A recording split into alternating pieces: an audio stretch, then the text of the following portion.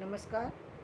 आज का motivational video है, मंजिल पर जाने वाला रास्ता यदि गलत है तो उसे तुरंत बदल दें। आप किसी रास्ते पर आप जा रहे हैं, यानी किसी कोई ना कोई आपने काम चुना है और आप उस काम को कर रहे हैं, लेकिन आपको वहाँ से कोई सेटिस्फेक्शन नहीं मिल रहा, आपको वहाँ से कोई रिज़ल्ट नहीं मिल रहा। आपको लग रहा है, आपका देखिए, ये बहुत ही सत्य बात है कि आपका दिल बार बार किसी चीज़ के बारे में सही और गलत का फैसला सुनाता है।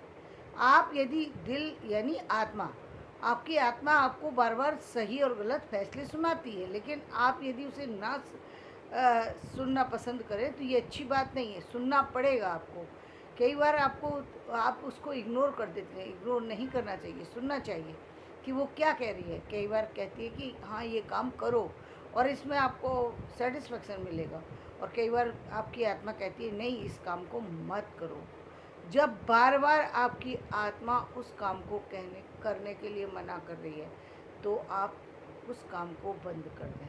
इसका मतलब या तो उसका टाइम राइट नहीं है, मतलब जिस काम को आपने शुरू किया है हो सकता है उसका टाइम गलत चुन लिया हो आपने, तो इसलिए आपकी आत्मा उसको मना कर रही है, या फिर वो नहीं समझती कि आप उस काम को करने योग्य हैं। तो आपको दोनों कारण से, यदि आपकी आत्मा रोक रही है तो आपको उस काम को रोक देना चाहिए, क्योंकि आपको उसका रिजल्ट नहीं मिल रहा। कई बार आपने एक चीज़ देखी होगी कि व्यक्ति जो है बहुत सारी सी जगह पर महसूस करता है कि उसको उस जगह से सेटिस्फेक्शन नहीं मिल रहा। वो रहने वाली भी जगह हो सकती है, वो उसका वर्क प्लेस भी हो सकता है, वो उसका ऑफिस भी हो सकता है। वहाँ से उसका दिल करता है कि वो वहाँ से हट जाए, लेकिन वो वहाँ पर टिका रहता है, अंत अंत तक टिका रहता है। क्यों टिका रहता है? उसको लालच होता है, अपने अपने जॉब खो जाने का लालच तो सबसे बड़ा लालच है आज की दुनिया में। व्यक्ति चाहता है कि मेरा जॉब चलता रहे, और इसकी वजह से आत्मा मना कर रही है कि नहीं, यहाँ ना रुको, लेकिन अब व्यक्ति उस कार्य से बंधा रहता है, परिणाम दुखद ही मिलता है। इसलिए जब आपकी आत्मा आपको मना करे किसी काम को, तो उस काम को तुरंत रोक दीजिए। इसका मतलब वो काम आपके लिए नहीं बना, या आप उस काम के लिए नहीं बने। हम दोनों बात कह सकते हैं। अब इसको हम दूसरे शब्दों में समझने की कोशिश करेंगे कि हम मान लीजिए कि हमने एक डेस्टिनेशन सोची कि हम जाकर के जयपुर जाएंगे और जयपुर में अपना बिजनेस स्टार्ट करेंगे। एक हमने एक प्लानिंग की कि हम जयपुर जाएंगे और जयपुर में जाकर के अपना बिजनेस स्टार्ट करेंगे। हम जयपुर पहुंच भी गए और वहाँ पर हमने बिज़नेस स्टार्ट भी कर दिया, लेकिन हमारी स्थिति ये है कि वहाँ पर हमने बिज़नेस तो स्टार्ट कर दिया, सब कुछ स्टार्ट कर दिया, लेकिन ना तो हमें वहाँ का क्लाइमेट सूट कर रहा है, ना हमारी कोई प्रोग्रेस हो रही है। अब प्रतिदिन जो है झगड़े बढ़ रहे हैं, फैमिली जो है डिस्टर्ब हो रही है। इसका मतलब वो जगह आपके लिए उपयुक्त नहीं है, वो जगह आपके लिए उपयुक्त नहीं है। ये बात उस जगह के लिए भी हो सकती है जहाँ पर आपका जन्म हुआ हो। कई बार आपने देखा होगा कि बहुत सारे कारण होते हैं, आप उस जगह से जुड़े रहते हैं जहाँ पर बहुत आपका अपमान हुआ हो, बहुत सारे से आपको दर्द मिले हों, बहुत सारे से दुख मिले हुए हैं, लेकिन क्योंकि वो आपकी प्रॉपर्टी है इसलिए आप उसको छोड़ना नहीं चाहते। प्रॉपर्टी है ना। अब प्रॉपर्टी का मामला एक ऐसा मामला है कि जहाँ पर हम कैसे छोड़ दें भाई। प्रॉपर्टी का मामला है, छोड़ेंगे नहीं, बेचेंगे भी नहीं, क्योंकि हमारी पुश्तैनी है, तो हम इसको बेचेंगे भी नहीं और छोड़ेंगे भी नहीं। तो फिर क्या होगा? फिर दुख पाना है तो पाओ। फिर एक ही रास्ता है ना। जब आप गलत, ये गलत रास्ता ही है कि आपको कोई चीज़ मना की जा रही है कि आप यहाँ पर, मैं आपको प्रकृति उखाड़ उखाड़ करके आपके पैर दूसरी तरफ लेके जा रही है। प्रकृति आपको बार बार बाध्य कर रही है उस जगह से अलग हो जाने के लिए, लेकिन आप वहाँ पर टिके हुए हैं। आप वहाँ पर टिके हुए हैं क्योंकि आप उस चीज़ को से कभी आप उसको अपने अपनी जो है कहते हैं कि हमारी जो पेरेंटल प्रॉपर्टी है, कभी आप कहते हैं हमारी ये हमारा जो वर्क प्लेस है, हम इसको कैसे, हमने इसमें 40 साल लगाए। अरे 40 साल लगाए, लेकिन 40 साल में आपने किया क्या? क्या आपकी प्रोग्रेस हुई? वहाँ नहीं हुई। क्या आपने आपने कुछ और किया, उसमें सफलता मिली? नहीं मिली। इसका मतलब वो जगह आपके लिए उपयुक्त नहीं है। होगी उपयुक्त किसी के लिए, लेकिन आपके लिए वो जगह उपयुक्त नहीं है। वहाँ क्या कारण है, इस कारण पर मत जाओ, लेकिन कारण कुछ तो है। जहाँ हम कई बार मैंने कहा है कि हर जगह पर हर चीज़ में आत्मा होती है। किसी समय किसी चीज़ की आत्मा निकल चुकी है, आप वहीं पर टिके हुए हैं उस जगह पर, तो वहाँ पर से कैसे आपको फल मिलेगा? नहीं मिलेगा। जो भूमि बंजर हो जाती, वहाँ से आप कितना भी पौधे को लगाइए, कितना भी उसमें पानी दीजिए, कितना भी उसमें खाद दीजिए, वहाँ बंजर ज़मीन जब तक उपजाऊ नहीं बनेगी, तब तक आपका वो परिश्रम व्यर्थ चला जाएगा। ठीक यही बात रास्ते आपकी मंजिल की ओर की है कि आप मंजिल पर पहुंचना चाहते हैं, आपके लिए वो जगह उपयुक्त है ही नहीं। जिस जगह पर आप काम कर रहे हैं, वो जगह उपयुक्त है ही नहीं। आपको बार बार ऐसी परिस्थितियाँ आ रही हैं जिनमें आपकी कोई गलती नहीं है, लेकिन बिना किसी कारण के आपको परेशानियाँ झेलनी पड़ रही हैं। आपको उस जगह को छोड़ देना चाहिए। दूसरी जगह आपको फिर से अप्लाई करना चाहिए। बेशक हो सकता है थोड़ा सा टाइम लगे, लेकिन अब भी तो टाइम लग रहा है। अब कौन सा आपकी प्रोग्रेस हो रही है? आप कौन सा प्रोग्रेस हो रही है? आप क्या कर पा रहे हैं? कुछ नहीं कर पा रहे। सिर्फ तनाव लेकर के जाते हैं, तनाव लेकर के लौटते हैं। इसलिए उस चीज़ को छोड़ देना ही बेहतर है। यानी वो जगह कहीं ना कहीं आपके लिए नहीं है, उपयुक्त नहीं है, तो आपको छोड़ देना चाहिए, उस काम को छोड़ देना चाहिए। हम इस चीज़ को अब हम एक और तरीके से देख सकते हैं। आपने बरसों से देखा होगा, बहुत सारे लोग जो है बहुत सारे दुखों में जो है दुखों से जुड़े रहते हैं। और जीवन में कहानी तो ये है कि अ, जीवन में पूरी कई कई पीढ़ियाँ निकल गई कष्ट पाते हुए, लेकिन रास्ता नहीं बदलते अपना। कहते हैं ये हमारा पुश्तैनी काम है, हम इसको नहीं छोड़ेंगे। भाई मान लिया आपका काम है, आपकी चीज़ें आपके लिए, लेकिन वो आपके लिए नहीं है। ईश्वर आपको कहीं दूसरे रास्ते पर ले जाना चाहता है, दूसरे रास्ते पर मोड़ना चाहता है। आप उससे चिपके हुए हैं, आप उससे चिपके हुए हैं, आप उसी पर चलना चाहते हैं। क्यों चलना चाहते हैं, जबकि आपको किस्मत आपकी कहीं और बुला रही है। किस्मत ने आपके दरवाजे कहीं और खोले हुए हैं, या खोलना चाहती है आपकी किस्मत। कई बार जो है हमारे साथ में हम जो कर्मों का फल कहते हैं ना, हाँ कर्म जुड़े होते हैं ना, तो अब कर्म का ये कर्म का ही फल है ना कि आपको कोई चीज़ आपकी अपनी बहुत प्यारी है, लेकिन छोड़ना पड़ रही है। तो इसका मतलब ये कि वो चीज़ छोड़ने की वजह कोई ख़ास हो गई ना, जिसकी वजह से आपको छोड़ना पड़े। आप चाहते नहीं है, लेकिन छोड़ना पड़ रहा है, तो वो छोड़ना पड़ेगा। क्यों? क्योंकि वो आपका कर्म का फल है, यानी वो पिछले किसी कारण से है, जो आपके जिसका हल और जिसका कारण आप नहीं है, लेकिन आपके ना होते हुए भी आप हैं। जैसे मतलब पेरेंट्स ने कोई गलती की तो पाना सज़ा बच्चों को पड़ती है। यदि बच्चे ने कुछ अच्छा किया तो या अच्छा किया या बुरा किया, तो दोनों का फल पेरेंट्स को मिलता है। उसी तरीके से हमारे ये चीज़ें भी हमारे साथ साथ चलती है। तो मंजिल पर जाने वाला रास्ता, यानी आपने कोई चीज़ चुनी अपने लिए, और वो रास्ता, वो आपने कोई जॉब सेलेक्ट किया, कोई बिजनेस सेलेक्ट किया, कोई एजुकेशन, कोई स्टडी करने का आपने सोचा, आपने प्लान किया कि मुझे पीएचडी करनी है, आपने प्लान किया मुझे डॉक्टर बनना है, आपने प्लान किया मुझे इंजीनियर बनना है, लेकिन आप रात दिन मेहनत भी कर रहे हैं, सब कुछ भी कर रहे हैं। बहुत सारे लोग तो मेहनत नहीं करते इसलिए असफल हो जाते, लेकिन बहुत सारे लोग मेहनत करते फिर भी असफल है। अब इसका कारण क्या है? इसका कारण सीधा है कि वो किस्मत ने आपको कहीं और जोड़ा हुआ है। आपको उस काम में सफलता नहीं मिलेगी, तो आपको वो बदलने की ज़रूरत है। आप कहीं ना कहीं उस चीज़ को बदलने की ज़रूरत है। आप ये नहीं कह सकते कि आप उसमें एफर्ट डालते रहिए। ये कोई समझदारी वाली बात नहीं है कि पूरी ज़िंदगी आप एक ही काम में लगे रहिए और इस जीवन को अलविदा कह कर के चले जाइए।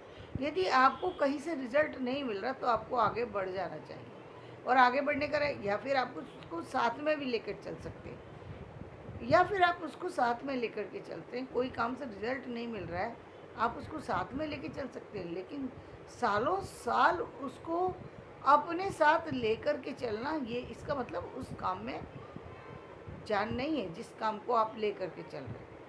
वो आपके लिए नहीं बना है। आप गलत काम को चुन लिए हैं, इसलिए आपको उस काम को छोड़ देना चाहिए और आपको दूसरे रास्ते पर चले जाना चाहिए।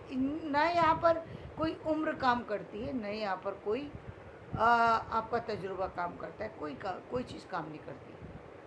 वक्त काम करता है। जो वक्त आपको मिला है, जिस वक्त में आप हैं, आप कम उम्र के भी हो सकते हैं, बड़ी उम्र के भी हो सकते हैं, लेकिन भाग्य ने परिस्थितियों को कुछ अलग तरीके से ला करके खड़ा कर दिया। अब आप क्या करेंगे?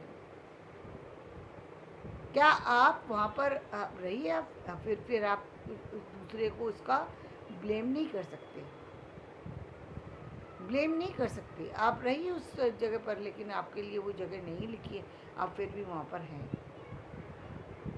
वो चीज़ें बदलनी पड़ती हैं और बदल देनी चाहिए, तभी आपको जीवन में सक्सेस मिलेगी। सक्सेस का सिर्फ एक ही मंत्र नहीं है कि मेहनत करो। मेहनत अपनी जगह है, इससे इनकार बिल्कुल भी नहीं किया जा सकता, 1% भी नहीं किया जा सकता। मेहनत से आपका भाग्य बदलता है, इससे इनकार नहीं किया जा सकता।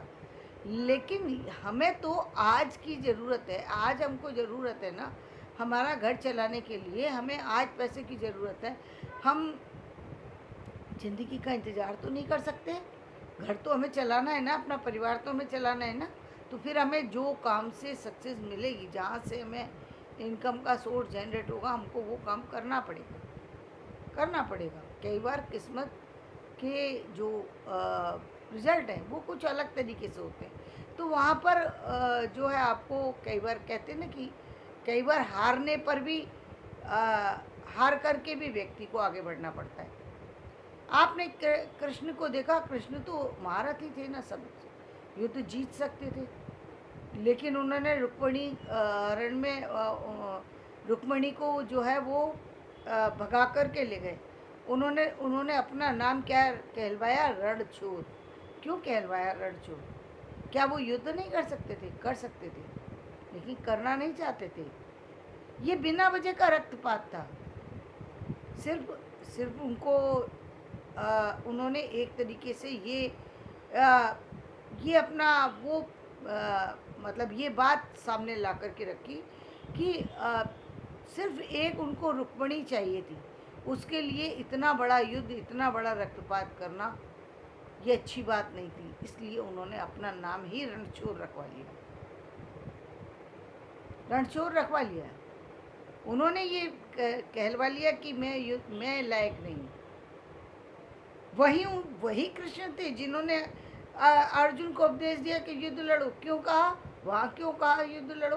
क्योंकि उस समय नियति कह रही थी कि युद्ध लड़ो, इसलिए क्योंकि अब इस समय तुम्हारा मुंह मोड़ना, वो तुम किसी अपने लिए नहीं लड़ रहे हो युद्ध, अब न्याय के लिए युद्ध था। एक जगह युद्ध सिर्फ एक स्त्री के लिए था, दूसरी जगह जो युद्ध था वो न्याय के लिए युद्ध था। अन्याय की पराकाष्ठा हो रही थी, वहाँ पर कोई धर्म नहीं निभाया जा रहा था। जहाँ पर पूरे ससुराल पक्ष के लोग अपनी बहू का इतना बड़ा अपमान होते हुए देखे, अपने पुत्र के द्वारा साड़ी खींची जाते हुए देखे जान, इससे बड़ा क्या अपमान हो सकता है? इससे बड़ा कोई अपमान नहीं हो सकता। लेकिन वो यानी इसका मतलब वो लोग इतने गिर गए कि अपने पुत्र के मोह में इतने अंधे हो गए कि अब उनका मोह पराकाष्ठा पर चला गया। तो फिर ऐसे लोगों का अंत कर ही देना चाहिए। ऐसे लोगों को कोई किसी न किसी को तो ऐसे लोगों को मारने के लिए आगे आना पड़ता है। इसीलिए कृष्ण ने कहा कि नहीं, ये सारे लोग तो मरेंगे, मृत्यु तो इनकी तय है, इनको कर्म का फल तो पाना ही पाना है, उसमें तो कोई दो राय है ही नहीं, उसमें दो राय हो ही नहीं सकती। जब किसी व्यक्ति ने गलत किया है तो गलत का रिजल्ट तो गलत आएगा ही। लेकिन इसके लिए इतना पहली बात तो तुम यदि लौटोगे तो तुम्हें ये शोभा नहीं देता कि तुम लौट जाओ। इस समय ये तुम्हारे सारे मित्र नहीं है, ये सारे शत्रु हैं, जो अपने ही पुत्र के साथ जो है युद्ध लड़ने के लिए अपने ही दूसरे पुत्र को खड़ा कर दिए, अपने ही परिवार के लोगों को खड़ा कर दिए, अन्याय के लिए ही लड़ाई लड़ रहे हैं। उन लोगों से लड़ने में कोई भय नहीं होना चाहिए, उन लोगों का सिर कत्ल करने में कोई भय नहीं होना चाहिए जो अन्याय के लिए बढ़ते हैं। जो न्याय के लिए बढ़े उनके साथ यदि करोगे तो गलत है, लेकिन अन्याय के करने वाले व्यक्तियों का सिर कलम करा जाए तो कोई गलत बात नहीं। यही कृष्ण की नीति थी और यही कृष्ण ने ज्ञान दिया था। तो जीवन में आप कहाँ कैसे चल रहे हैं, तो ये चीज़ सीखने की कि मंजिल पर जाने, आपकी मंजिल कैसे मिलेगी आपको, ये आपको तय करना है। उस मंजिल के रास्ते में यदि आपको लग रहा है, आप निकले थे, आपका काम, आप निकले थे जयपुर के लिए, नहीं हो रहा वहाँ पर, दूसरी जगह शिफ्ट कर जाइए। अभी क्या होगा, ज़्यादा से ज़्यादा क्या होगा, ज़्यादा से ज़्यादा आपको बिजनेस, जो आपने पैसा खर्च किया, जो आपने मेहनत लगाई, जो आपने एफर्ट्स डाले, वो सब बेकार चले गए। मान लिया हमने एफर्ट्स बेकार चले गए, हमने इस बात को स्वीकार कर लिया। लेकिन आगे तो हम ये सोच सकते हैं ना कि हम दूसरी जगह शिफ्ट हो गए तो शायद वहाँ पर हमारा जीवन सही ढंग से चलने लगे। और लोग करते हैं ऐसा, लोग ऐसा करते हैं। और ये भी कहा गया है कि भाग्य को बदलना हो और जब बुरा वक्त आ जाए तो व्यक्ति को अपनी ज़मीन, अपनी जगह और स्थान को छोड़ देना चाहिए। राजा नल की आपने कहानी सुनी हो तो शायद जानते होंगे। राजा नल जब परिस्थितियों में, बुरी परिस्थितियों में आए तो वो अपनी बहन के यहाँ गए तो खूंटी जो है वो हार निकल रही थी। राजा नल ने देखा कि ये तो मेरे ऊपर आरोप लग जाएगा कि भाई आया है चुरा करके ले गया हार। राजा वहाँ से चल दिए, रुके नहीं अपने बहन के घर। कहाँ गए, सोचा एक तालाब के पास जा कर के, और वहाँ से उन्होंने तालाब से जो है मछली लेकर के आए, पकड़ करके कहा अपनी पत्नी से कि तुम इसे पकाओ। राजा की बात कर रही मैं, किसी आम व्यक्ति की बात नहीं कर रही। रानी और राजा, शब्द समझ में आ रहा है कि जिसके पास सब सारे ऐश्वर्य, कोई ऐश्वर्य की कमी नहीं, और उसके भी जिंदगी में कभी बुरे दिन आते हैं, कर्मों के फल के कारण से बुरे दिन आते हैं। और बुरे दिन आए, और इतने बुरा दिन कि वो लेकर के आए। राजा नहाने गए, पत्नी ने पानी में ही वो डाली, कढ़ाई में रखा और मिट्टी के बर्तन में मछली रख कर के पकाने लगी। मछलियाँ कूद कूद करके वापस पानी में चली गई। राजा आए, राजा बोले कि पका दी मछली? बोले मुझे भूख लगी थी बहुत जोर की, मैंने खा ली। राजा वापस से गए, दोबारा लेकर के आए, बोले अब मैं पकाता हूँ। तो उन्होंने कहा ठीक है आप पकाओ। जब उन्होंने पकाया, मालूम पड़ा वो मछलियाँ फिर चली गई। तब उन्हें समझ में आया कि रानी क्या कह रही थी। तब उनको ये बात का बोध हो गया कि हमारा बहुत बुरा वक्त आ चुका है। अब इसमें यदि हम इन्हें यहाँ रहे तो अपमान ही अपमान झेलना पड़ेगा। चले गए एक तेली के घर में, कोलू का को पेलने के लिए काम मिला। कोलू के जो पेला जाता है तो उसमें जो काम किया जाता है, तो वो काम उनको मिला। दोनों पति पत्नी उसके, उन्होंने कहा हमें कुछ मत देना, बस हमको खाने को दे देना, हम तुम्हारे यहाँ काम करेंगे। और वहाँ जा कर के काम करने लगे। जीवन आपका कहाँ लेकर के जाएगा कुछ ही नहीं कहा जा सकता।